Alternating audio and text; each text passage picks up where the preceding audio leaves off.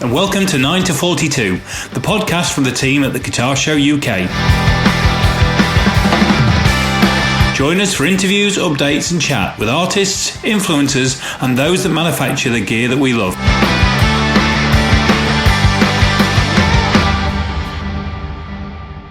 Hello and welcome to another edition of 9 to 42, the podcast brought to you from the guys at the Guitar Show.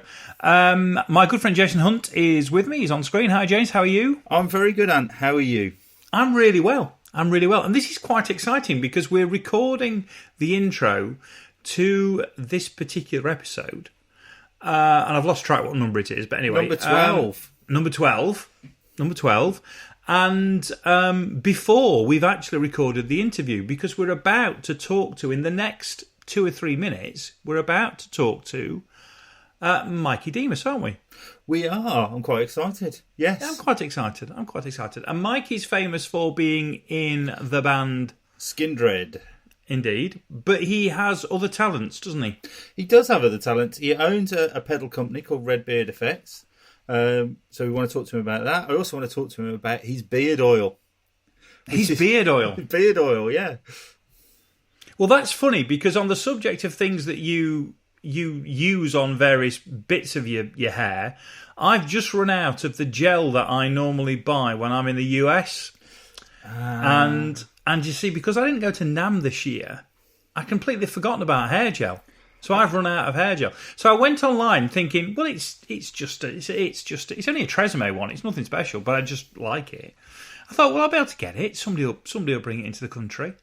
And no, I'd have to get it from the US. So it's about, when you're over there, it's about $4. So the various companies want, more like $10, and then they want another $10 to ship it. Yeah. See, I've got a mate of mine that has a very specific requirement. I have no idea why. For a toothpaste. Okay, that's new. And every time I go to the States to go to NAMM, winter or summer, I have to bring him back several tubes of this specific. You can't get it in the UK. I'm fairly certain, probably knowing that it's American, it's got sugar in it. Fair. So if ever I get stopped by customs, they'll be like, why have you got 6 tubes of toothpaste in your suitcase? There are worse things, but yes, okay, I see that. So you're everybody else's mule then? Yeah, it's not a glamorous mule life. No. There's nothing comes out of it other than like 20 quid in an envelope comes up my way. But it's the safest thing I've ever smuggled. Okay. Well, that's it. That seems fair. So, beard oil. How have we ended up with beard oil? Well, he does have a rather fabulous beard. It is fabulous. His beard. It is fabulous. Yes. I mean, I've got other things. I mean, I've written down he's worked with Russ Ballard. Now, this is the Kiss thing. Yes. But Russ Ballard wrote "God Gave Rock and Roll to You," which Kiss turned into "God Gave Rock and Roll to You" Part 2. Which film was it? Was it Bill and Ted? No, Wayne's World. Bill and Ted, I think. I don't think it was in Wayne's World, was it? No, it must have been Bill and Ted. And also he wrote New York Groove, which Ace Frehley covered on his solo album, which was the biggest hit of all the Kiss solo albums. So I'm kind of fascinated to know what it's like working with one of the greatest songwriters Britain's ever produced. Mm. So that's going to be interesting. He's got signature guitar, he's got signature guitar strings, he's got a signature guitar strap. So I just want to ask him about all of this sort of stuff, really. And also, he's right-handed but plays left-handed. I know loads of left-handed guitarists that play right-handed because that's how they were taught and it was easier to get a guitar. But the other way around is a bit... Okay, right, well, do you know what? We'll dive in with all those things then, and then we'll see how the rest of the interview goes. So I'm quite excited, and this is a first. It's a first that we're recording it in sequence. My God. I know. How weird. Right, professional and we'll probably finish it off in sequence as well. I know. It's all gone a bit mad. Oh, we're going to ask him our lockdown questions as well. Yeah, I think this is probably the last time we get to ask the lockdown questions because he phoned me an hour ago and he went, just on my way back from London. which would indicate that he's not really locked down. He's not locking down. No, he wasn't protecting the statue, was he? Who knows? Right, might have to ask him that as well. Okay, fine. Well, the next voices you will hear will be ours again, obviously, but with Mikey in the conversation. So we'll take a deep breath now before he joins, and we'll see you in a wee while. See you in a bit. Bye. So we're here and we're talking with Mikey Demus from Skindred. How are you, Mikey? Hello. Yeah, I'm good. Very good. Thank you very much. Cool. Good to see you. And we've actually done this once before, haven't we? Because we sat down at the guitar show, which seems like ages ago. Man, yeah, that was a while back. Yeah, it sort of only felt like the other day, but at the same time, it's been months and months and months. That's because you've been locked in your house ever since the guitar show. Yeah, everyone's been stuck in one place. No, we did, but it was we did it in a little back room, and it was quite impromptu, which was great. But I think on reflection, we thought, we should do a bit more of that. And given that we've got the right environment to be able to do that. Yeah, well, we had about 10 minutes because you were on the booth and you were doing other stuff, and you had about a 10-minute window. Do you know what? I was pulled in every direction for like 2 days straight, which is lovely, to be honest. It's lovely to be sort of well thought of and semi-popular in that environment, but I was more busy at the Birmingham Guitar Show than I was at NAMM over like 3 or 4 days, to be honest. Well, I like to think that comes down to the quality of the event. Yeah, absolutely. I think it's just being a UK sort of artist, if you like, and a UK company in a UK environment. I think there's that extra sense of recognition from fans and that kind of thing. And, I'm a dinosaur, man. I've been around forever. Everyone knows me at like shows like that. So it's kind of like you're catching up from the minute you walk in to like 20 minutes after you've packed down kind of vibe. Whereas at NAMM, it was a bit more, I'm an unfamiliar sort of face. I'm more of an unknown in the sort of gear world capacity. You know what I mean? Like people know my band, but our company, Redbeard Effects, is essentially a bit of an unknown because we're brand new. So NAMM was kind of like bit more paced out, and it's over like 4 or 5 days as well, so whatever. But like, the Yam Show, as I believe people call it. Yes, yeah. Is that something you guys have officially adopted, or is that like, whoa, don't say that in here? No. So a couple of years ago, I got a text message. A couple of the guys from PMT Birmingham had been over to see Laney, and I think they were sorting out Ibanez orders for the show or something like that. Mm-hmm. And one of them had said by mistake Yam instead of NAMM. And the other one, David, who he's the guy that got me Ryan Roxy for the show last year, texted me and he went, "This is the funniest thing ever, the Yam Show." So I got straight on it, and last year I had T-shirts made up with Yam 19 on it in their font and everything. And, so good. And then this year I did the plectrums. I just thought it was brilliant. I mean, because I am actually an official Yam born in the Black Country, so I'm allowed to say it. Right. Okay. Yeah, I know Fen over at Laney really well, and me and him were laughing about that. He's a funny guy. I'm sure you know. Yeah. He's a funny MFer. I'm not sure if I can swear on this podcast. Yeah, you can. We've got an E next to our name. Okay, cool. Good to know. Not that I'm like have to do it like a quota, but you never know when these things just slip out. So the first question really was about Redbeard Effects, and how did that come about, and how's it going? Oh, right. Let's start. Let's give you the in the beginning. Dun dun dun. A couple of years ago, I guess probably like 2018, 2017, something like that. I wanted to kind of get my head into something else other than just recording and touring, because you get to that sort of stage where you're like looking to diversify your interests a little bit and just have a side hustle and those kind of things. Everyone's got to figure out a bit of a side hustle. I think we call it a portfolio career these days. Thank you. Yeah, diversifying my portfolio, if you like. And I wasn't really sure what to do, and I had a conversation with a good friend who said, "Why don't you do that?" And I immediately put up all the hurdles of why I couldn't do that because of this, I couldn't do that because of that, and they sort of systematically disassembled all the reasons why I said this would never work, and sort of left me thinking, I'm full of shit, really. Like, I've got no excuse. And so that got me thinking, where would you start? And obviously, I was on my own thinking about how I would do it. And I thought I need some advice, I need to take some advice from people. And I'd obviously I was very friendly with Adrian Thorpe of Thorpy FX. And I'd sort of, by that point, I'd sort of been thinking for about 6 months about what I would call the company, how I would work it, what I would like it to be. Like, trying to build the idea of a brand, I suppose, in my head.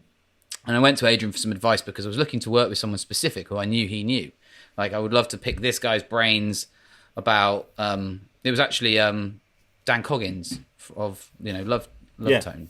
Because Dan Coggins actually lives now where I grew up, in a tiny little town, market town in Oxfordshire called Wantage. Right, which is where I'm from. And so, because I followed him on Instagram, because I'm a big fan of everything he did. And was like, I felt like it was like some weird divine intervention vibe. It was like, I'm from there, he lives there. I'm gonna like start thinking up some pedal ideas. I want to pick this guy's brain. So I went to Thorpy about it, and he was kind of like, well, the thing is that I work with Dan about a bunch of stuff, so don't go anywhere near him or else. And I was like, oh, right, okay, sorry. Massively standing on people's toes. I didn't even know. He was kind of like, he was really cool about it. He was like, yeah, me and Dan actually work together like, on some stuff, and he's not going to do that, I shouldn't think. He was like, don't piss on my cornflakes, basically. And I was like, oh, fair enough. So, me and him got to, he was like, well, what sort of thing are you into? And I was like, well, I want to do this and we'll do that. And he was like, why don't you come up here and we'll have a proper chat about it, because I don't want to burst your bubble. I just think, you sound like you need some advice about, how to get this thing off the ground. And I was like, oh my God, tell me what day, I'll be there. I didn't think for a second that like Thorpy would be like, make time in the calendar to kind of help me out. He's a helpful guy. I had no idea how helpful he was going to become. So we went up there and I sort of chatted. I was sort of throwing ideas back and forth. And he was kind of like gunning some of them down and sort of bigging some of them up. And I left thinking like having a bit more of a clear direction of what I could be doing. And then, I got a phone call from him a couple of weeks later saying, I've been thinking about this, and, I've spoken to Georgia at length about it, which is Georgia's his wife, who they're in business together for 4p. She's like the silent, in fact, she's the real boss of the company, and he's she pays the bills. She's like the actual machine. He's just like he's just the face. He's just the muscle at the front. She's the one doing all the business. Trust me. And they, they'd spoken about it and said, we want to do this with you, like a joint venture. If you're into it, like have a think about it. Like we could use all the Thorpy FX infrastructure, and obviously, Thorpy's got pedal designs coming out of his ears, and we could do it together and build it as a separate brand to Thorpy FX, obviously. But just it would be a great outlet for him to do stuff which doesn't necessarily fit the 4p line, or it's another outlet for him to be able to design, and work with someone else who's got a lot of ideas about design and branding, like me, aka me, and also like because I'm the face of it and my illustrious band career. He thought it was a great angle for us to work, and so yeah, we just decided to do it together, and next thing you know, it's all happening. And I'm so I couldn't have fallen on my feet in a better position really, because of all the kind of UK builders, I'm working with the best one, and he's already like 5-6 years down the line of like how to run a successful pedal company. So I felt like I've sort of won the lottery, sort of in a weird way, like they got Willy Wonka's golden ticket, because yeah, we work together. We speak daily now, a couple of times a day, and we're constantly working. I mean, that guy doesn't stop working ever. He works like 7 days a week. No. And, yeah, it's insane, and it's it's been a bit of a kick up the arse for me, to be honest with you, because I'm a touring guy. I go from periods of intense busyness to like some downtime where it's like my life slows down a bit, and that's okay. But I'm now filling that downtime with lots of other work, which is kind of what I wanted to do. But like the discipline that comes with working with someone who's, ex-military, and not just, I was in the army for X amount of time. He's like decorated, so he's like, he's a serious customer, is our 4p. So yeah, it doesn't really give me any room to slack off or mess around, because he's not having it. So, which is hard for me, because being a band guy, like I've spent, my entire life avoiding being responsible, any kind of responsibility, or like getting a real job. So to have this scenario now, I'm kind of like, that's something. Yeah, we managed that relationship. It's quite interesting because he's a stickler, and I'm a blagger, and so yeah, That's quite interesting. So how long did that process actually take then? Because you went over it and said, well, we had a meeting, and then they said, maybe get involved and what have you. And then you kind of very quickly almost had the company. But what was the actual time frame we're talking about? Is it in months? Do you measure it in years? It was probably months, to be honest. It all happened very quickly once I'd gone to Thorpy for advice. I suppose I probably had these initial thoughts right at the beginning of 2018, and spent about 6 months thinking how, what, why, when. I had a meeting with him in the middle of the summer, and then sort of June, July kind of time, and then a couple of weeks later he sort of put this offer together, and a week later, I mean, I pretty much my gut feeling was like, yeah, it sounds like a great. I took some advice from a couple of people, like, what do you think? And everyone was like, no brainer, do it. So I was like, yeah, of course. So a few days later, I was like, yeah, man, I'm in. Like, let's do this. And so like middle of 2018, we were like, right, what's the first step? And it was trademarking and reserving some intellectual property kind of things, domain names, blah blah blah, that kind of thing. Once we decided what things were going to be called and that kind of thing, that will happen quite quickly. And then, we want to launch, when do we want to launch our first product? It was basically like September 2019. We gave ourselves a year, pretty much, from like when we're going to have these things ready to buy. And so I guess it was about a year from we decided we were working together to maybe just a little over a year that, we had, the first product, the Red Mist Mark IV, readily available. I mean, we had them in our hands, obviously, within about, I want to say probably within about 8 or 9 months, not even. And we had them before we were ready to go, and we were just using that time to like do a bit of marketing and get all our ducks lined up, so to speak. So why 4? Well, this is a good question. So there were 3 iterations of the Red Mist beforehand. And none of them were quite right. And, the idea was I kept going back and going, nah, we can do better. Give me more, basically. Want like EQ to be more powerful, want the gain to be more fierce, but retain that sort of tight low end kind of vibe. And so, I would send off a very infuriated ex-army major to go back to the drawing board on multiple occasions. That takes some guts, let me tell you. But it was kind of serendipitous because we're both massive Star Wars fans, and the fourth one, it was like Mark IV was kind of like Episode 4, and like with like A New Hope being the first one that anyone's seen, but it's already had this saga beforehand. I just thought that was a cool little take on the pedal branding. I went straight to WD-40. Oh yeah, water, because that's the 40th water one, isn't it? Water displacement, 40th attempt at it. Yeah, absolutely. Is that dog doing your head in? Because I need to shut my window probably. No, it's not my dog, it's my neighbour's dog. But it's so hot in here, I've got the window open. I can close the window if you'd like. No, you're fine. That's fine. As long as it's not doing your head in. You can edit this bit out if you want to, but... Actually, what you've beautifully done there is explain why there's a dog on the podcast, so it's fine, we'll leave it in. Okay, yeah, it's because I live in Hove, and the back of my place sort of has the backs of lots of people's place onto it, and at any point there's like just families out there, and everyone's sort of kicking it at the moment. And there's a dog that lives a few doors up from me, and it makes so much racket. And I love dogs. I'm an animal lover, but this dog honestly makes this kind of noise at 1 o'clock in the morning. And I'm like hovering out my window, thinking, "Where's my BB gun?" This little bugger. He's constantly doing it. Well, I mean, the fact is that I'm not advocating animal cruelty, by the way. This is what's known as a joke, by the way. I don't own a BB gun.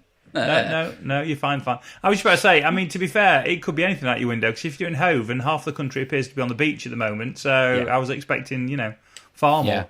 Yeah, well, I'm probably about 6 or 7 minutes walk from the beach, not too far, but far enough where you don't have the hordes, but I'm still in the sort of residential kind of part where it's, lots of people, lots of animals, lots of noise.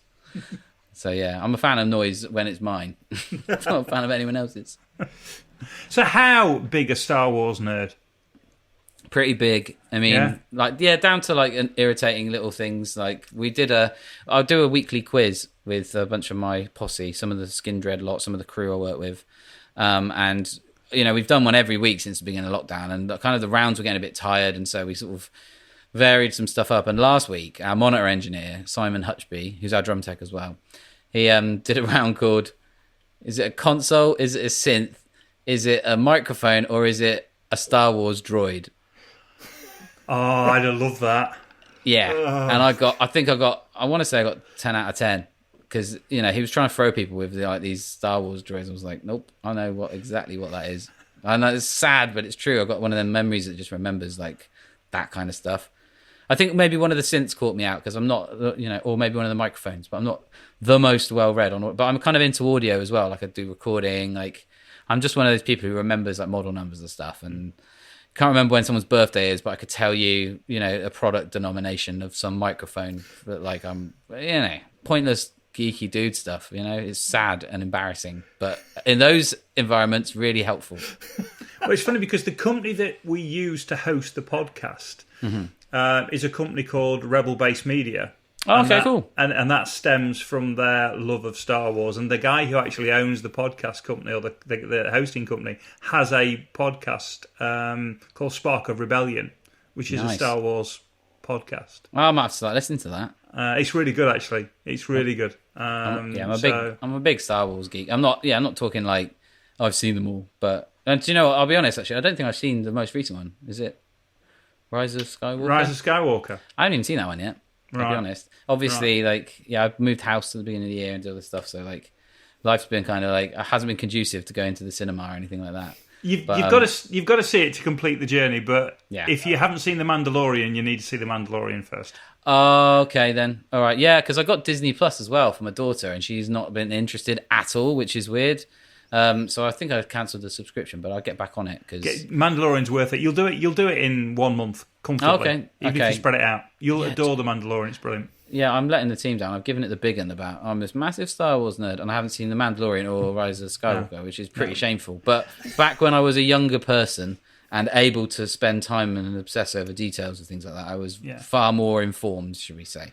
So yeah, I'm kind of old school. Well, we'll give it a month, and then we'll do a part 2 of the podcast. We'll come back, and I'll go. We'll come back to it, and I go. Right, Mandalorian, talk to me. Rise of Skywalker, let's go. I'll be all clued up. This doesn't sound like a guitar show podcast, but there we go. Yeah, I'm sorry. We'll bring it back. Red Mist Mark IV. That's the link. That's the vibe. It was. We had several attempts beforehand, which were good, but not good as what's the guy off Catchphrase you say? It's good, but it's not right. So it's Roy Walker. Roy Walker. It's good, but it's not right. So we changed it a few times, and when the 4th one was like, this is the one. Or it was actually like, there can't be a 5th one because if I ask him to change anything, he's going to break my legs. So he probably could break your legs. Maybe just by looking at him. He could snap my legs like a twig. So but we'd had a bunch of ideas before that and a bunch of iterations of the pedal, and then we landed on 4 and we were happy. Cool. And then it's Honey Badger that came next.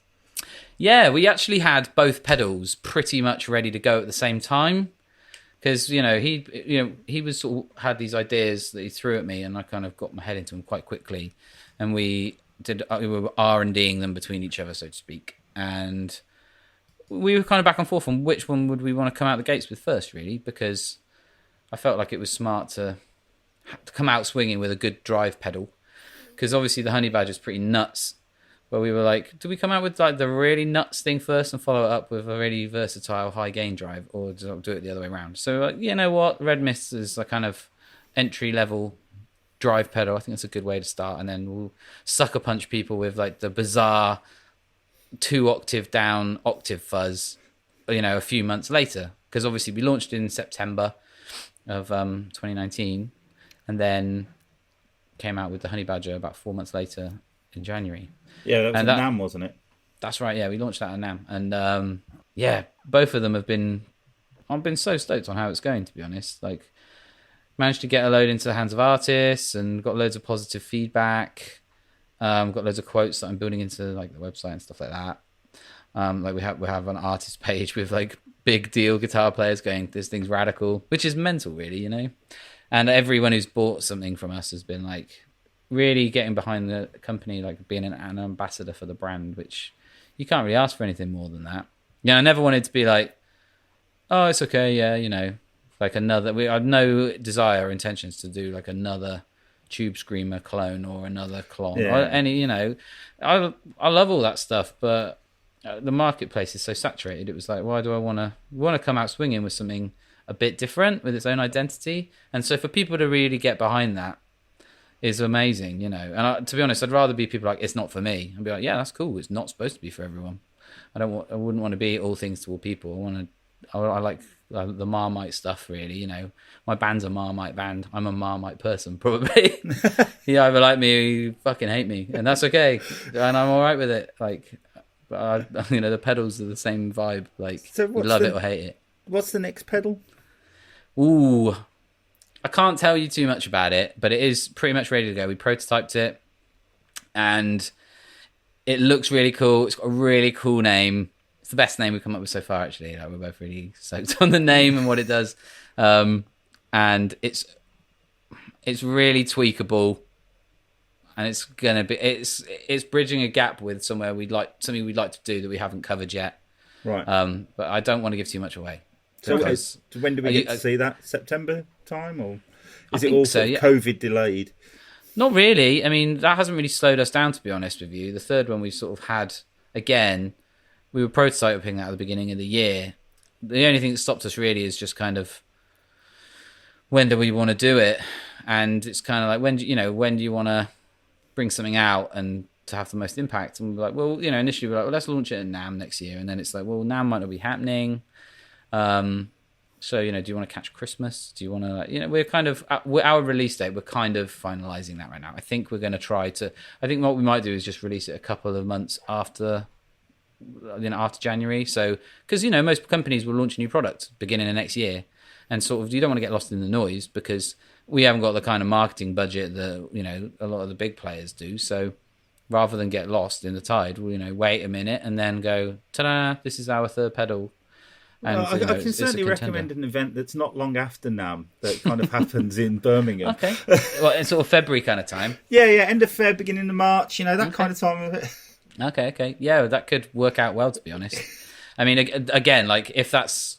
we don't know. I assume that you're acting as if that show's happening and going on, right? Yeah, I sort of. I've got two rough ideas basically at the moment. It all depends on how this plays out over the next couple of months. So of course, everyone's doing the same thing, to be honest. Like, I expect, you know, the NAMM show, the same vibe. People are like seeing what they're going to do live, playing live. For me, same thing. You know, only up until a week ago, I assumed we weren't doing anything this year, and then Live Nation put this thing together with Utilita for a few weeks. That was my second question, actually, because I worked at the NEC. So you're doing this NEC driving gig.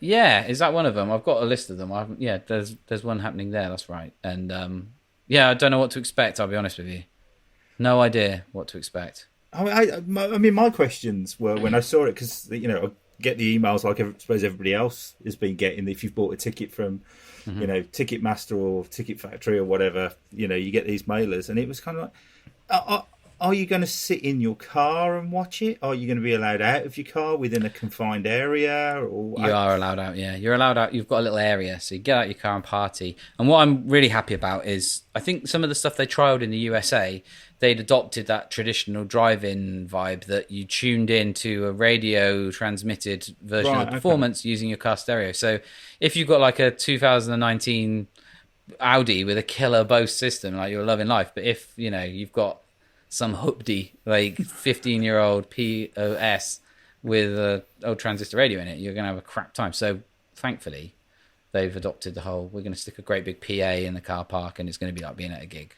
I couldn't see it working any other way. Someone told me that's what they were doing. I was quite shocked that they even considered not doing that elsewhere. Like, a gig is like, it's all about a kick drum punching you in the chest really hard, and your ears hurting, and you're shouting in your mate's ear, do you want a beer? That kind of thing. Like, you take that away and you're just listening on the radio in your car. So what's the capacity of this thing? I want to say most of them are working towards 600 cars.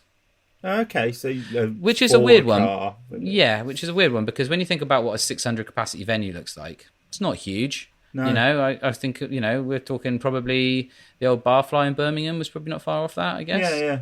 You know what I mean? Or like the other room in the Birmingham Institute, or the upstairs in Birmingham Academy was a few, like 400 or 500 people. Yeah. But, you know, what a car park has to look like to have 600 cars in, it's a much bigger space. So it's a weird vibe. I'm not sure what it's going to be like. I'm excited to see what it's going to be like, but It's unprecedented. Well, for us. I mean, ultimately, you can always say that you did it, and not many people are going to say at the end of their careers, well, there's this one tour that we did that we played to just loads of cars. Yeah. And it wild. wasn't a Pixar film. Yeah. Super weird. Yeah, I'm really grateful to be, included on the first wave of this happening, because that's quite an honour, really. They've sort of, using us as a bit of a guinea pig along with all these other artists. But when I first saw the announcement, I looked on the website and all the other artists are doing. There's some big names on that, man. So for a rock band, like, we're the only heavy band, I think, that I saw in the initial thing, compared to some of the other artists that are doing that. So if you're a rock fan or like a heavier music fan, and if you like Skindred, then there's been a lot of interest. So I can't wait to see like first week of sales. Should be interested to see who's up for it, because it's a different experience to. So how long is your set planned to be? Do you know that yet? I think I want to say it's like an hour and 10 maybe. Our regular one's like an hour and 15 tops. Like, we don't play for any longer than that. And so, depending on what the regulations are, because normally, you wake up at a venue or you get there first thing to do with the driver's hours on the bus or whatever. But these ones, it's like, you need to arrive here at 5, you'll be on stage at 9. So you got to turn it all around in 4 hours, which, well, it's a tight ship. That's like a festival style throw and go scenario, which will be strange. But our backline will be stripped back. We're not bringing in any production. It's going to be us guys on stage with our gear and a backdrop and a couple of lights probably. There's not going to be any like pyro or staging or any of that malarkey. It's going to be like rough and ready, which is fine. But like from the punter's perspective, I think just because people are itching to get out and do something and have something to look forward to, I think that's okay. So we'll see. I kind of feel bad that we can't give people the full experience, but that's not our fault. We're kind of just going along with. I think anybody's happy for any experience right now. Right. Exactly. I mean, I don't know about you, but I've been watching quite a few of these, from their kitchen sort of performances on YouTube and stuff like that. I really like a singer. I have no idea. Most people have never heard of him, called Jesse Malin, like New York punk. Yeah. But he's, I say New York punk, ex-New York punk, now New York singer-songwriter type sort of thing. And he started off doing them in his kitchen, but he also owns the Bowery Electric and another club in the Bowery area. So then he was just him on his own on the stage as the sort of like restrictions went down in New York in the club, which made it infinitely better than seeing him in his kitchen, because you spend far too long going, what books has he got piled up there? And stuff like that. Yeah. And he did the first one last week where the full band was actually back, sort of socially distanced on the stage and stuff like that. And it's great, and it's quite nice to do on a Saturday evening or whatever and sit down and watch that. But it's not the same, is it? I mean, you miss that, like you say, the thump of the kick drum in your chest, the sweaty atmosphere, the being in an environment with people who all are into the same sort of thing. Yeah. When you sat on your sofa. And, you've got a much younger daughter than mine are. Right. But they're like, what's this, Dad? Why have we got to watch this? Like, when does this finish? Yeah, it's not the same, is it? No. That's the thing. It's like, live music, you think, I suppose we all thought it was quite future-proof in some small way, in terms of a business strategy. But yeah, this thing's been unprecedented. No one sort of thought a pandemic would come along and stop you being able to do the thing you do, and everyone's had to adapt, and that's been challenging for us and for everyone else, I can imagine. But yeah, there's nothing else like it, and that's why I'm quite really grateful and really excited to get back out there and do what we do. I just hope that the people who are coming, people who are paying to go, get what they want from it, because it's different. That's for them. Again, it's another kind of thing that You can say that you were there. Yeah. It's going to be a unique experience, and absolutely. I don't know. I mean, when I was a kid, I always envied the Americans for having drive-in cinemas. I thought that just seemed like the coolest thing in the world. Yeah. But I always thought, like, why can't we have that? And then you look out the window in Birmingham in like the mid-80s, and it's pissing it down, and you're like, well, that's why we don't have them in England, because it rains most of the time. I'd rather go to a building with heating in it. Yeah, exactly. I hope that people get what they want from it. I said to someone the other day, isn't it weird though? Because everyone has to drive, and I was like, yeah, but they're like, yeah, but loads of people drive to your gigs anyway. Like, you know, everyone's got like a designated driver. I was like, yeah, I suppose so. And that just must suck being that guy when you go to the gig. Someone's going to have to be the designated driver. Yeah. Yeah, but like you say, there is always... I mean, the problem with the NEC is, and this is from years of experience, is that the last train from the NEC to Birmingham is at 11 p.m. Okay. Most gigs finish at 11 p.m, but there's a 10-15 minute run to the train station. Right, okay. So most people drive anyway. Okay, all right. Well, yeah, cool. Then brilliant. Yeah, then awesome. I want to see how people are going to do their thing, like jumping up and down on their car, ghost riding the whip kind of vibe. Like maybe, because, you know, if this was the USA, you might get like those people with cars with hydraulics on, making your cars jump up and down. I don't know if they'll have that in Birmingham, but imagine if they did. There's going to be a lot of Vauxhall Novas there, mate. That's not going to be what it happens. Lot of 17-year-old BMWs. Yeah. That's all right. Oh, do you know what? I'm really excited. It's been such a long time. I honestly thought we weren't going to play a note this year together, and the fact that we are is really special, and I'm really excited. Have you been, you say you've been doing these sort of like quizzes and stuff like that. Have you tried doing any sort of remote writing and playing or anything like that? Yeah, I mean, we're all writing independently anyway. It won't be the same until we all get together again. Typically, the way we write is that someone somewhere will have an idea and they'll flesh it out a bit on their own and then present that as an idea to everyone else, and then people will take that on and do their own thing with it, and it will change or, you know, evolve. And that's typically how we write. So the more the merrier, really. You know, we've all got ideas for the next record. We're all working on the next record all the time. But not in terms of like actually we're on a Zoom, right, we're jamming kind of deal. Like that's just, I know some people have been doing that, like from a business, you know, from having to do it from a business perspective to keep like keep food on the table.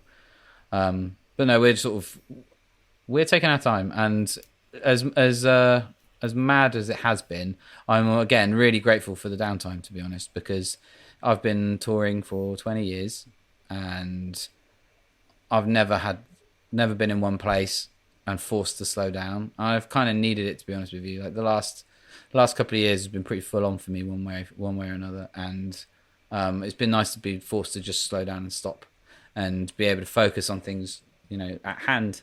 For example, you know, I've been able to put time and energy into my business and, you know, into writing and my personal life, things like that, you know, which when you're non-stop is really difficult, and something usually is a casualty of that. So actually to be stuck at home, whilst it's been quite difficult in a lot of ways, it's actually been a bit of a blessing, to be honest. I'm quite grateful for that downtime. That said, I'm really excited to get out of here and pick up a guitar and swing it around on stage, obviously. Yeah, obviously.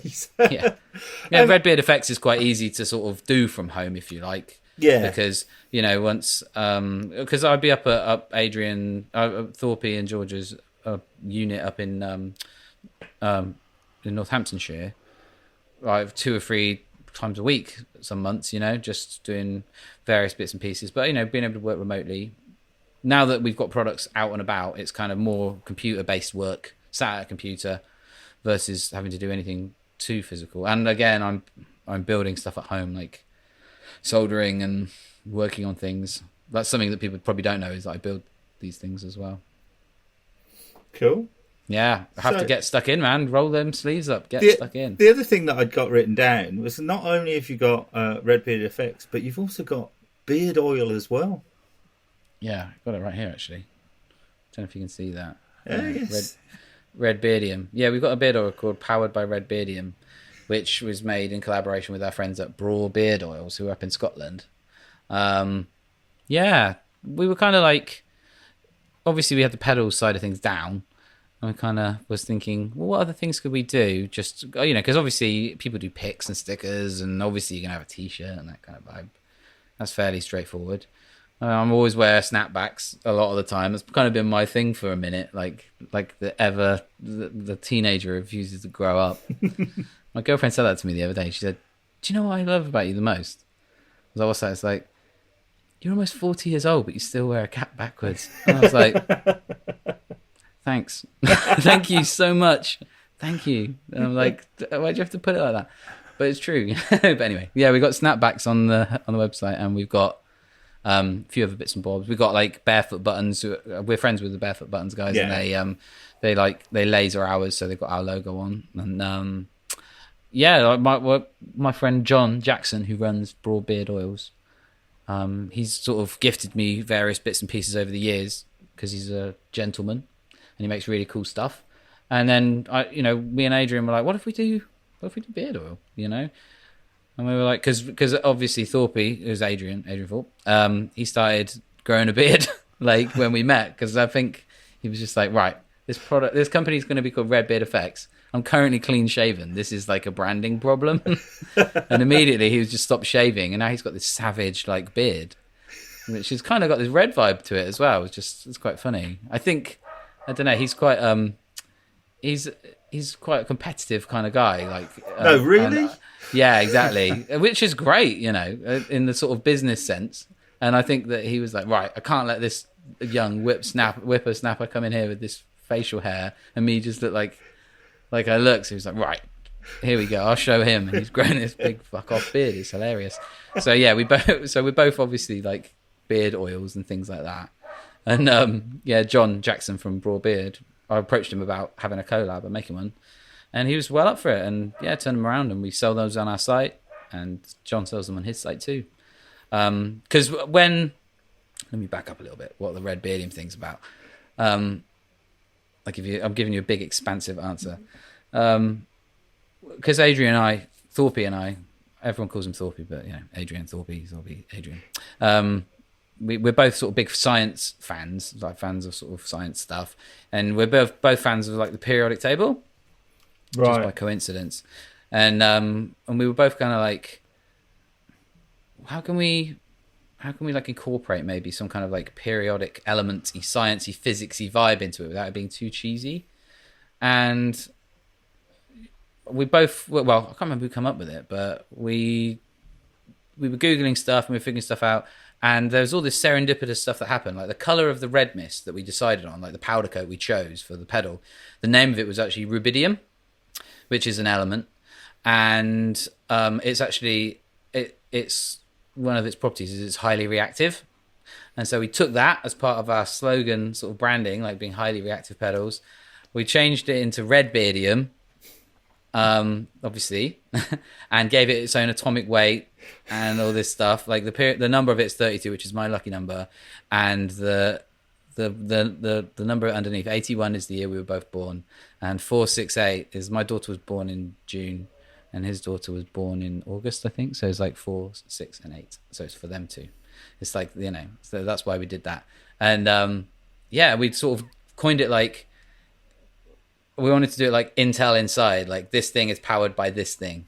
Like, like that whole Intel branding was like Intel inside. Dun, dun, dun, dun. This computer's got an Intel in it, so it's the shit. So we were like, right, these pedals are all going to be powered by Redbeardium, which is just this bullshit element we've invented. And we're kind of stuck, and we stuck it on everything. Like all the pedals have a sticker on the bottom that says powered by Redbeardium, which we both love. And it just seemed the obvious thing to call the beard oil. Like this is this illustrious element that you struggle to find anywhere on the earth other than right here. And that's how that happened. Brilliant. Yeah. That's the sort of stuff that we stay up till like 1 o'clock in the morning, like jamming about, like, what if we did this? What if we did that? Silly attention to detail. It's little things like that get you excited about what you're doing, No, I completely agree. Yeah, and then the reality comes in of like, right, tax. Yeah. You're like, awesome. Yeah, brilliant. Like, let's do that.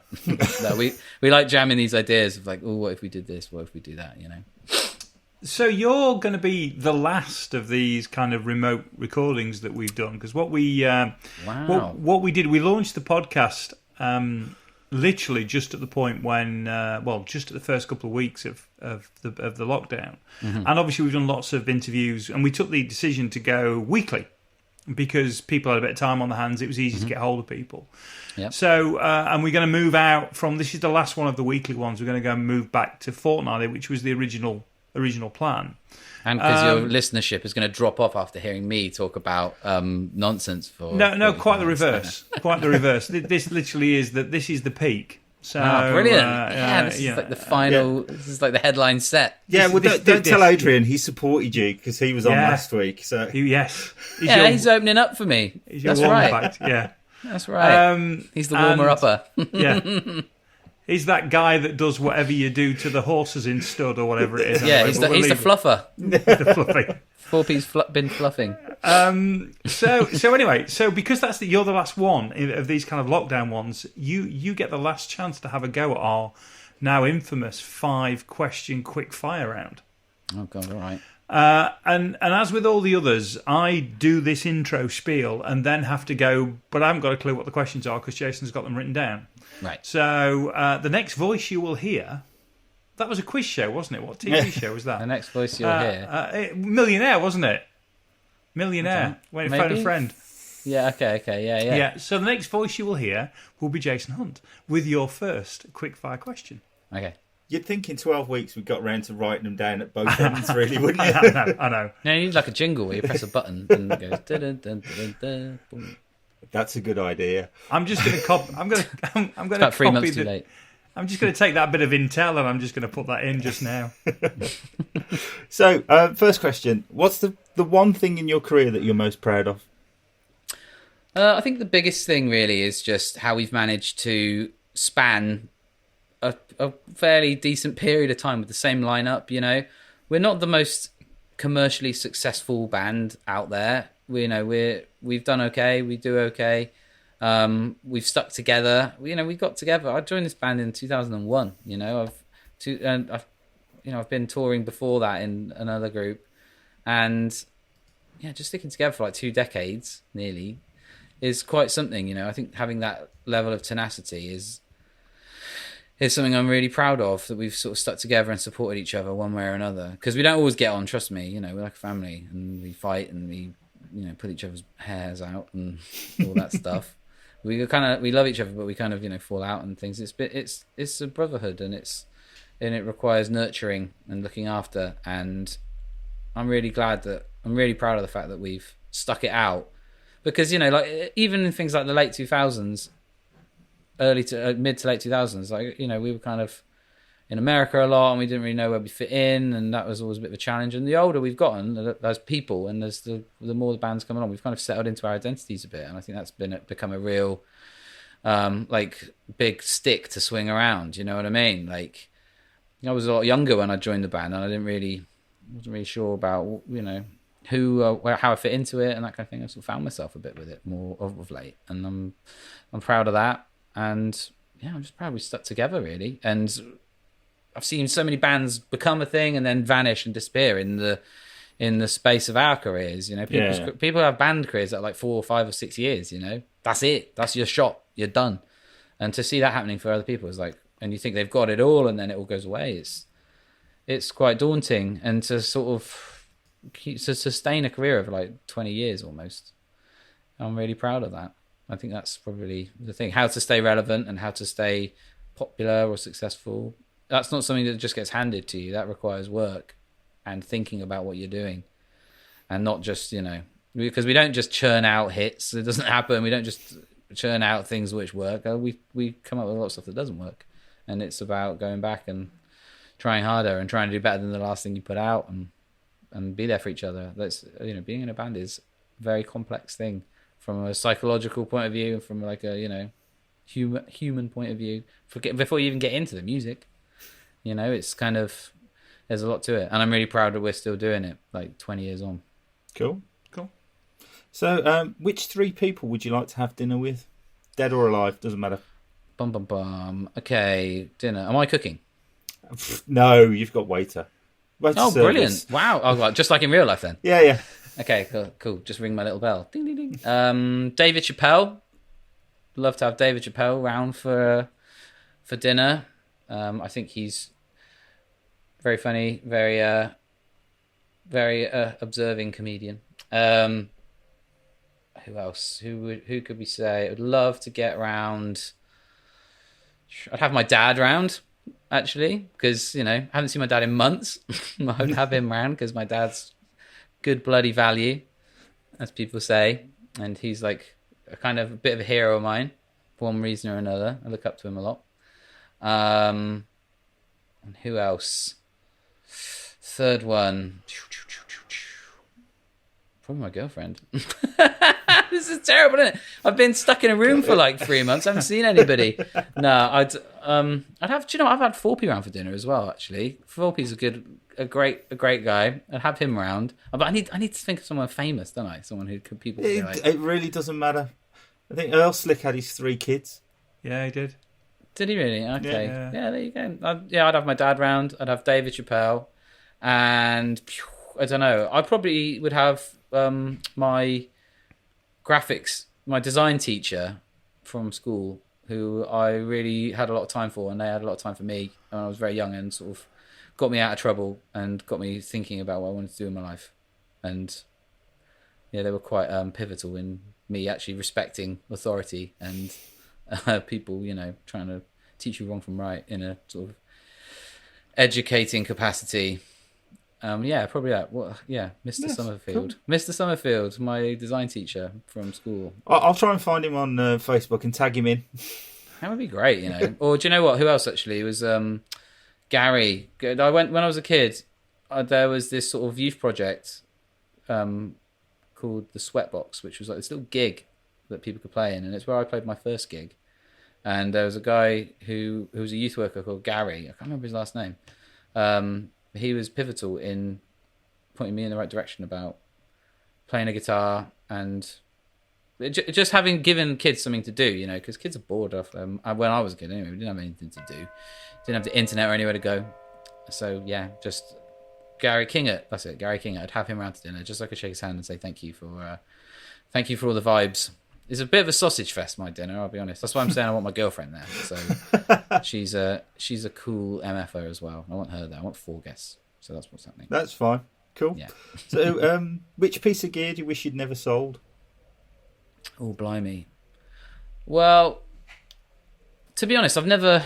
It depends what you're doing. If you're selling stuff... I know you probably want really quick-fire answers, and I'm giving you like an essay, so apologies. That's absolutely fine. Glenn Matlock took about an hour to answer these, so... okay, fine. fair enough. Okay, I feel better now. Okay. I remember I sold like a bunch of Boss pedals when I was a kid.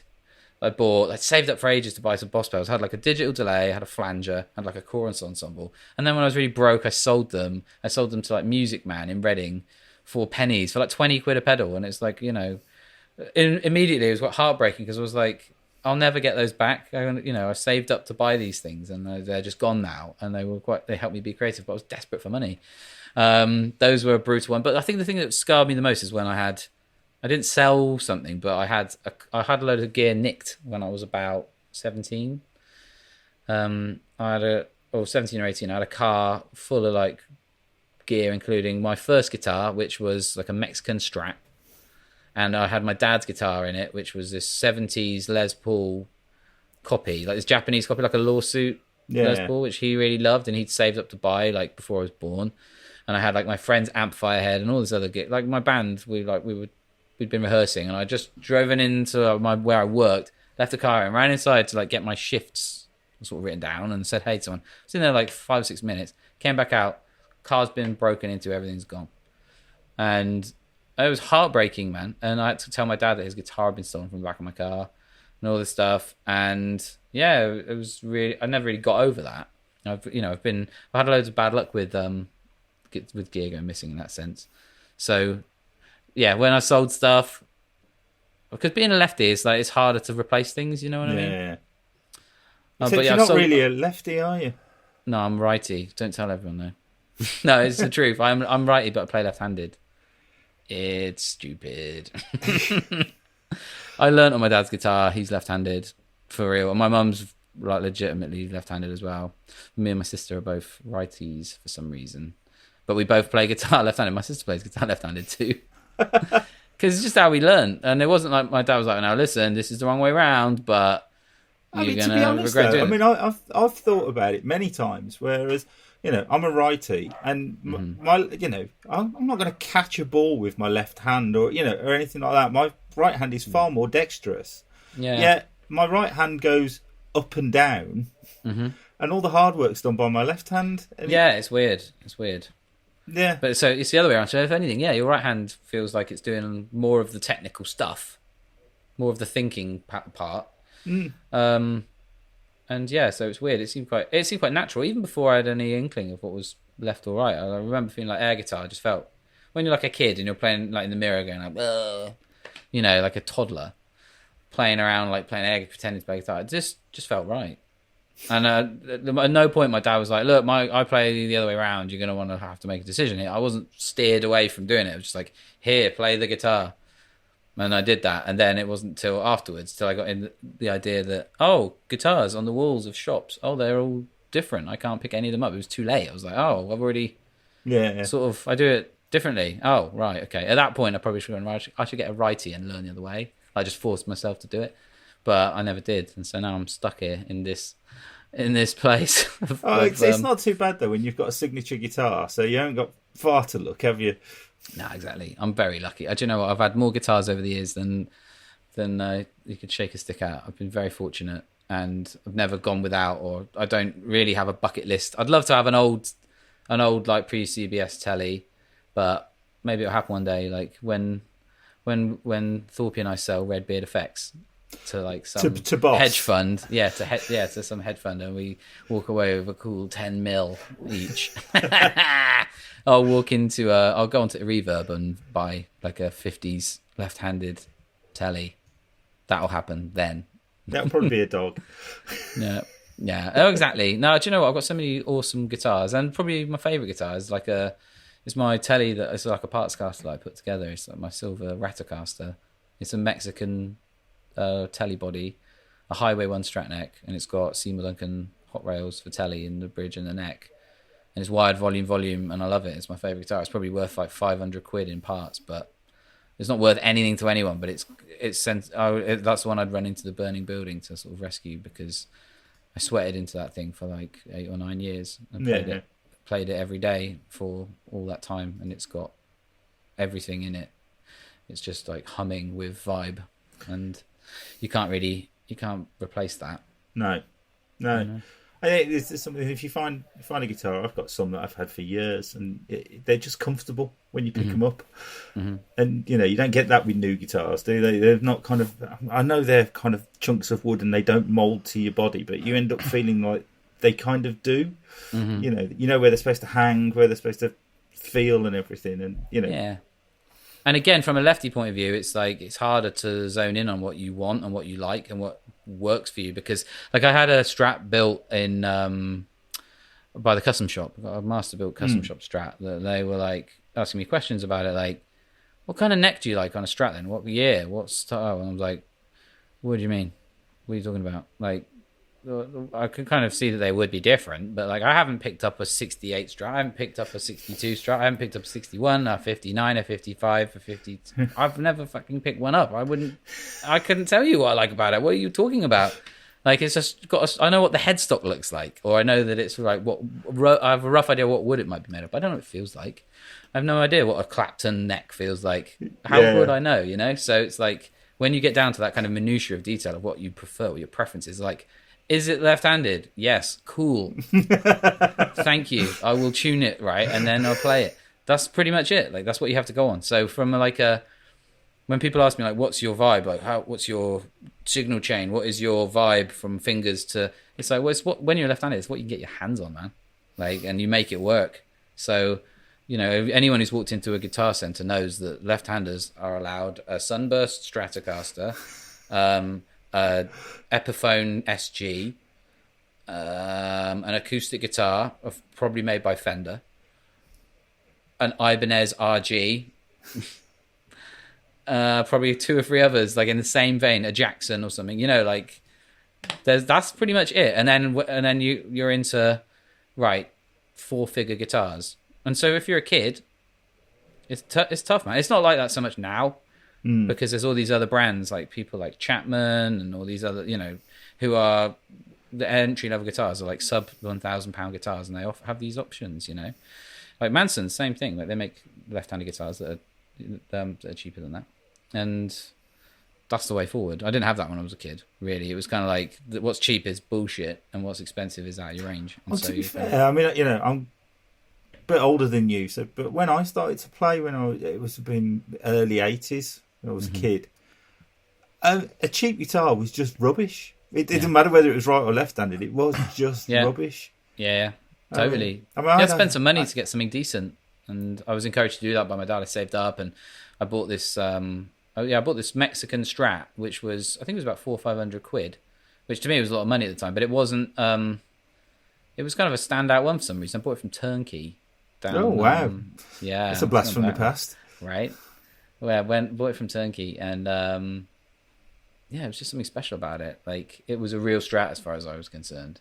You know, if I picked it up now, I'd probably be like, this thing's garbage. But it felt like it was. My friend had like a Marlin Sidewinder. You know what I mean? Awful guitar. That's what I'm saying. And my friend had like a Columbus guitar. I had one of those. Terrible. Right? Wouldn't stay in tune. They're not playable. Like, and I'd even bought this like Chinesey,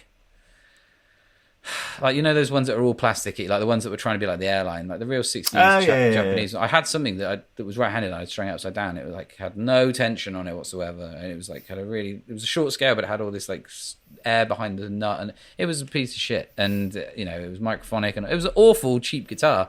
And that's what I like. The things that you had. Even my dad's like Les Paul, that was like a lawsuit one.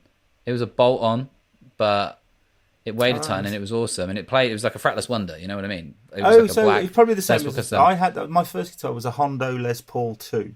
Right, it was an Antoria, so it was really similar. Probably the same people. Probably the same thing. Bolt-on neck. Yeah, and I can remember I was about 12 or something. I was jumping around because I was a massive Kiss fan. So I bought it because of Ace Frehley, and it came off the strap because I didn't know that strap locks were a thing at 12, and it hit the floor. And it was a concrete floor, and it chipped the paint off, and it revealed the concrete that was actually inside the guitar to give it weight. It just, and I'd saved my pocket money for a good 12 months to get that guitar. I think it was £90 in 1981 or whatever that was, and I'd managed to save £45, and my parents put the other £45 in as a Christmas present or something. Right. And you realise it's just a shell full of concrete. It's just crap. Yeah, my dad, the same thing. It was kind of, the pickups were microphonic, but it had really low action. It was really like playable, but the pickups were awful. And it's just, that's what people had then. It's different now. Like, if you've got £500-600 to spend on a guitar, you get something decent. It didn't feel like it was, I don't know, I felt like I lucked out with mine back then because my dad was like, you need to get a real Fender, you need to get a real this or a real that. Part of the problem was, though, as well, that it was whatever was in the catalogue that was in the house. Because back then, people forget that so much stuff was what you saw in that, like, Grattan's catalogue or whatever the catalogue was. Yeah. And it was always a Marlin Sidewinder in there. Exactly. There's no musician's friend or... No, there was nowhere to go looking unless you had a music store. So if you lived in a small town, which I did, that didn't have a music shop, then that where else did you go? That's it. I mean, I was lucky that my dad was quite smart, and he was like, we need to go to Denmark Street. I lived in Reading for a period of time. I was living in like Oxford before that, like just outside Oxford in Wantage, and we went to London, which was like, I'd only been there to go to like a museum with school or whatever, wasn't that inner city kid. I grew up in the sticks, man, and to go to London to buy a guitar, I was like, this is a big deal, We did that. It was quite something. So yeah, I was very lucky. I wouldn't have been able to find a left-handed Fender Stratocaster in Wantage. It just wouldn't have happened. It was like, or even in Oxford. I mean, I think we had PMT in Oxford back then, but even still, it was like, I don't know. They didn't seem to have anything. So yeah, I was lucky. I was very lucky. Cool. So the next question, what's the best gig you've ever been to? Best gig I've ever been to. One which really, really blew my mind was, I think it was Reading Festival in, I want to say it was 2007. And Nine Inch Nails played. It was when Smashing Pumpkins came back for a minute. It was when they first came back, and Smashing Pumpkins headlined the stage. I want to say it was like the Saturday or the Sunday. But immediately before them, it was Nine Inch Nails.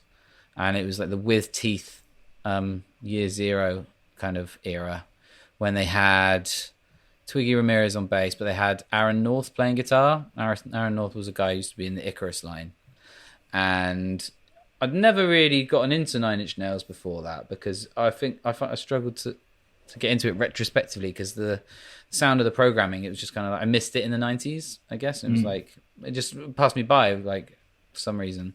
But I'd really gotten into Year Zero with Teeth, that record. I thought it just had a really cool vibe about it.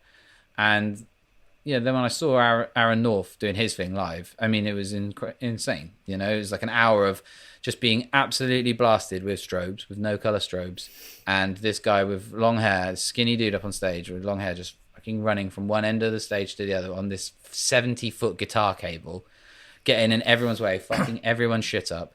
And obviously, this, you know, their set is like, it rips your head off. It absolutely rips your head off. And then at the end of the set, he did this thing where he like dragged this guitar cab on this really long speaker cable, fucking put it up on its side, like put it face up on the ground, and like impaled the guitar into it, and then like chucked out into the pit where it was still feeding back and still doing all this. I was just like, I'd been doing Skindred for about 6 or 7 years by that point, but I was like, this is why I want to be in a band. I want to be in a band. Like I was like, this is it.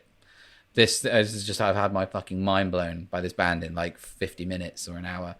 It was like a complete sensory overload.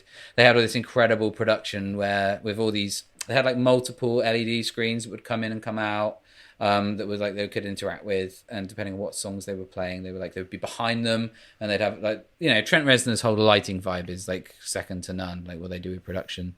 And that was, for me, it was the first time I'd probably caught a band who weren't just a band with backline and gone this is a band doing everything they can in the live sense, which isn't just fireworks as well, because I don't know, fireworks or whatever, like fire is cool or whatever, but I get it. Bang. Like, you've got fire, cool, that costs loads of money, well done. But they're being really smart and creative with like screens and video and doing all that kind of gets me excited, and they did that really well. And just having an exciting live band, you know, Josh Freese was playing drums. It was like, for me, that was like the best lineup, even though I love Robin Fink. Yeah, I was going to say Robin. I was thinking of someone else. Robin Fink. He's a powerhouse as well. And we saw them in Czech Republic the year before last, playing this bizarre festival that we did. And yeah, they were, again, amazing lineup. But that was just, for me, Aaron North just blew my mind. And that's probably my favourite gig I've ever been to. Cool. And the last question, what's the first thing you're going to do post-lockdown? Post-lockdown? When are they? Well, they're going to say lockdown is now over. Congratulations. I have literally no idea what they're going to say. So I'm assuming post-lockdown is the 4th of July is kind of like the date that everybody's got, as every shop opens up again, the pubs open up again. I mean, whether people are going to be happy to go to the pub and happy to go to shops, I don't know. Yeah, obviously, I would love a pint. I really would love a pint of Guinness. Like a genuine poured pint by someone in a glass, in an environment where you can sit outside in a beer garden and have a bag of peanuts. I would love that. I don't think I'm going to do it. I'll be honest. I'm not in any rush to get out there and do that. Like, I'm kind of used to not doing that. I wasn't really doing it before lockdown much anyway. You take something away and you think, God, I would really love to do that. But I don't think I will. I don't know. I would genuinely... It's not very creative or inventive, but I would genuinely love a pint. But I probably won't do it in a pub, I'll be honest. My sister works in a pub. She's like kind of freaking out about going back. You know, I don't blame her. I don't know. This is probably more of a serious response to this question that you wanted. No. I was talking to a sort of friend of mine, and we were talking about, you know, the pubs opening earlier today. And he said that his local has got book a 2-hour slot. Wow. And I'm like, apart from ordering a pint every 15 minutes, what are you going to do for 2 hours? It just seems like really... I'm not sure that would be an enjoyable experience when you're looking at your watch going, oh, I'm really sorry, guys, we've only got 10 minutes. You know, we ain't got time to order another drink. Should we just go? No, I guess not, because I suppose they're trying to adopt a kind of thing about turning tables around, like in a restaurant, where you book a time, you're going to be about 2 hours. And so they go, you know, you book you at 7, we know we turn that table around and have people on it by 9 and get another meal paid for. Boom. But it doesn't really work that way with booze, because you have 4 pints of whatever in 2 hours. You're going to want a 5th one. and you're not going to want to leave. You're going to be like, where are we going to next? I mean, I suppose that, thinking about it, there's probably a logic that, all seriousness aside, that, you might have 3, maybe 4 pints in that time. But they're worried about people, I suppose breaking social distancing, because once you've had the 5th pint, you're hugging each other and saying, I've really missed you. Maybe they're thinking that 2 hours kind of can keep people sober enough that we don't have any issues. I don't know. I tell you what. Sorry, go on. It just doesn't seem like a fun night out to me. So. No, I'm in no rush to do it until things are back to normal, and I don't know if it ever will be. To be honest, who bloody knows? But I think people's awareness of COVID stuff now is so out there that it'll be a long time before people are comfortable to do anything again. I think I'm able to have a beer on the beach and do stuff like that, and that's kind of scratches the itch, to be honest. I think the thing I won't be able to do straight away, but the thing I'm looking forward to do most is to play a festival. And I'll be honest with you, I bitch and moan about the summer sometimes because it is grueling. It's hard work playing. Doing the way we do it is hard work. But I've really missed it this summer as well. As much as I'm grateful for the downtime, I'm really going to look forward to going and doing a kick-in, music festival, especially in the UK, because those ones are like my favourite, because it often doesn't involve getting on a plane at 4:00 in the morning, which is the grueling part. Normally it's like, going up to Download or Bloodstock or one of them. Because we had a bunch of UK festivals in the calendar for this summer. We had to put them all back. So that'll be next summer now. But I will be really stoked to do a festival. I'll probably be quite emotional when we do a festival again, because it would have felt like a really long time. Something I've done probably 40, 50 festivals every year for the past, 15 years. Yeah. And to have that removed, on the one level, I'm really grateful for like the downtime and the rest. But on the other hand, I'm like, there is a part of my soul missing and a part of my purpose missing, and I need my fix. And I will really look forward to that. Like that bit just before you go on and the music stops and everyone goes, the crowd roars. That's like the kind of like injection, validate me. That thing. I'm looking forward to that. Brilliant. There's nothing else like that. Cool. I think we're done, aren't we, Ant? I think I was, I mean, we at the beginning we were thinking, half an hour, 40 minutes, and we've been banging on for an hour. I'm sorry, I talk so much shit. I'm sorry. No, quite the reverse, actually. Quite the reverse. It was really good. Cool. It's the quietest I've been, and Jason will attest to that. And I've just been sat listening, really enjoying, Oh, I'm pleased. I hope I haven't bored you to death. I'm grateful for you letting me just talk my shit. Not at all. That's great. So are you going to come back on when you've got the new pedal ready and tell us a bit more? Absolutely, yeah. We'd love to. Okay. I'd love to say more about it right now, but like I said, Adrian Thorpe will snap my neck off. Yeah. And he will. And we all know he will. And he can. He will. He can and he will. And I'm not about that life. No. So the thing is, so I'm going to stop recording now, so you can tell us when we've stopped recording. I'll tell you what I really think. Yeah, okay. Oh, Mikey, it's been a pleasure. Thank you very much for finding the time. Thank you, guys. Thank you. It's been great. Thank you, guys. I've really enjoyed it.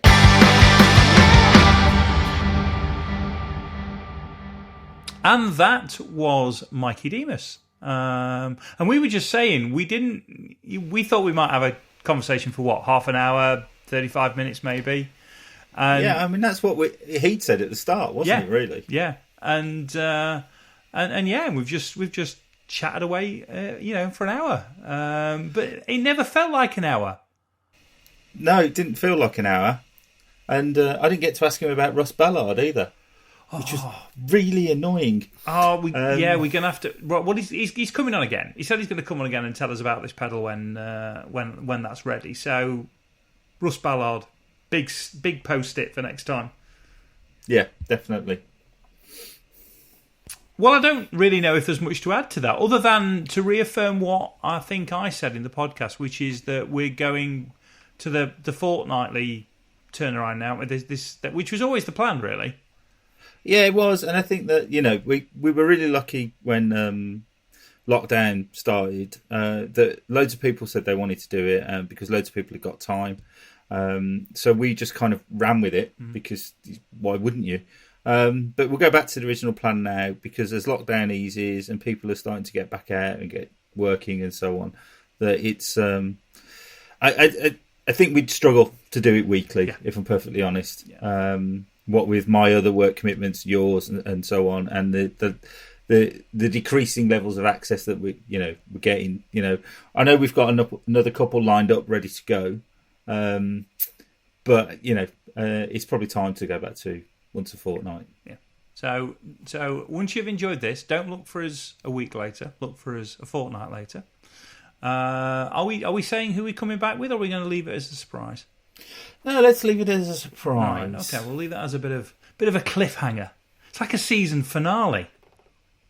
Yeah, well, it's kind of the order that I've got a list of about 10 names here, and it's what order we do them in, really. So let's leave it as a cliffhanger. I'm fairly certain I will be talking about it on social media. Yes. So if you go to The Guitar Show UK on Facebook, Instagram, and Twitter, you'll find out soon enough. Cool. Well, mate, have a great weekend. And you enjoy the thunderstorms. Oh, I'm really looking forward to it. As a hay fever sufferer, I can't wait. It's got a bit clammy, hasn't it? It's got a bit grimy. Yeah, I mean, my faux leather chair is sticking to me like hell right now. And on that chafe-laden comment, I think we should. I'm going for a beer. It's 6 o'clock. It's Friday night. I need a beer. I'm going for a beer. Mojito. That's what I'm doing. Oh yeah. I do love a mojito. Yeah.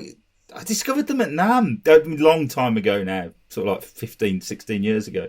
And for a long time, it was the drink that I only drank when I was at NAMM, which is ridiculous, really, that I'm drinking cocktails all night at NAMM.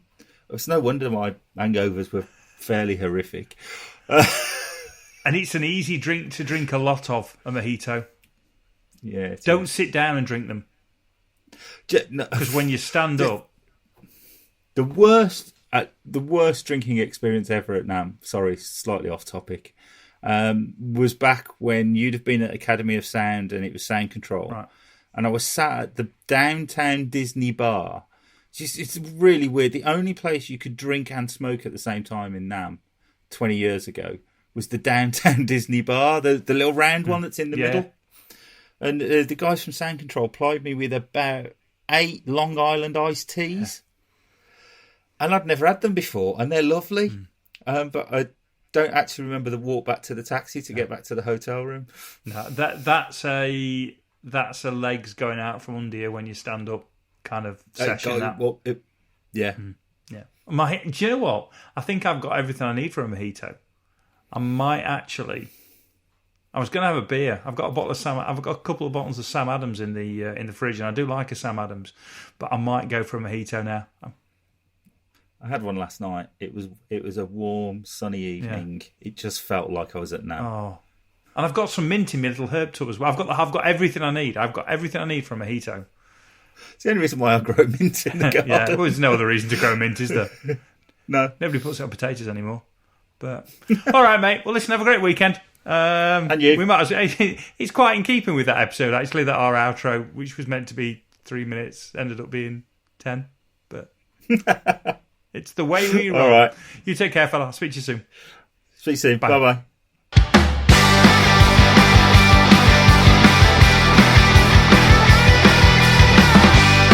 Thanks for listening to 9 to 42, the podcast from the team at the Guitar Show UK. If you've enjoyed the show, then please remember to hit the subscribe button and share with other like-minded souls. For more information about 9 to 42, please follow us on Facebook, Twitter or Instagram at the Guitar Show UK. This has been an A Short Stories production.